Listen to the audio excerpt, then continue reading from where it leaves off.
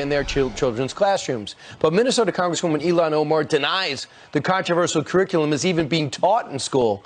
Tweeting this weekend, Republicans love to create outrage over things that aren't actually happening.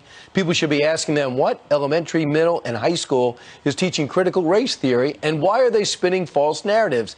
Quisha King is a parent from Duval County, Florida, political consultant and Northeast Florida Division co-chair for Moms for Liberty, and joins us now. So are you making it up, Quisha?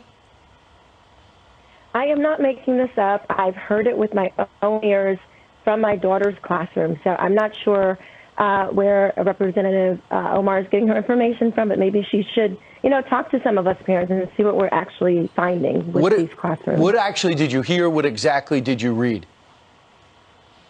So I heard my daughter's teacher, she brought in several books that they were going to talk about, which is great. And some of them had some racial themes in them, which is fine. Yeah, let's have those conversations. However, when she started to explore those books, she started to break them down into their different groups and ask them by group their grievances, basically. And this is an outworking of critical race theory. It is not that they are, opening up books and saying, okay, class, let's open up our critical race theory book.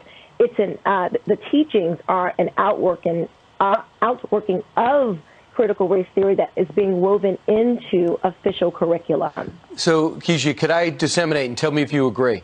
You're not saying don't study the reasons behind Civil War. You're not saying don't talk about the evils of slavery. You're not saying let's leave out Jim Crow. You're not talking about forgetting about the civil unrest that riddled the 1960s. You're saying put that in history, but don't villainize people today. Absolutely. And let's talk about the success of Black Americans and our contributions to this wonderful American society. Those things are important. We want all of those things to be taught, the good, the bad, the ugly. That's not what critical race theory is.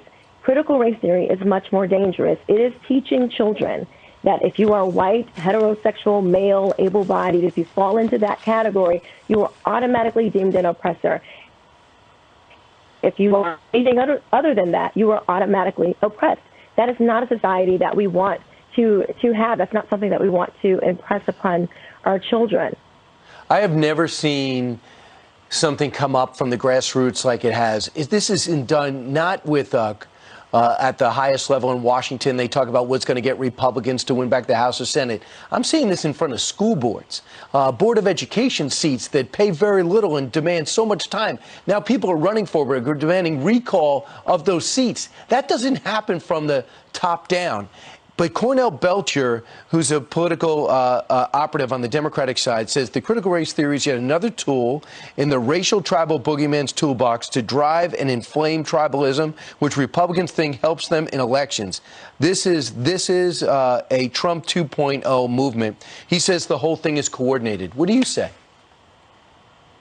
I say that it is the progressive policies. It's the policies of the Democrat Party that are actually oppressing people.